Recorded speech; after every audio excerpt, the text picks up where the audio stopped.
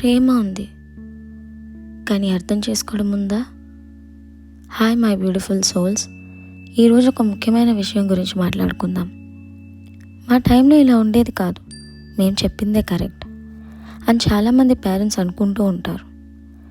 వాళ్ళ తప్పు కాదు, వాళ్ళ పిల్లలు మంచిగా ఆలోచిస్తూ ఉంటారు.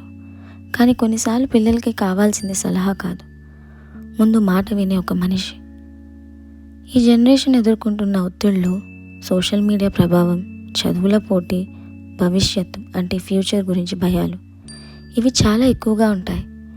కానీ చాలాసార్లు పిల్లల బాధను అర్థం చేసుకోవడానికి బదులుగా మేము ఇంకా ఎక్కువగా కష్టపడ్డాం, మాకు అన్నీ తెలుసు అని అంటారు.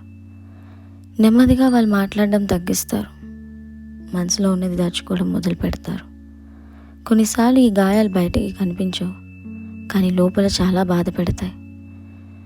పిల్లలకి ప్రతి సమస్యకి పరిష్కారం చెప్పాల్సిన అవసరం లేదు.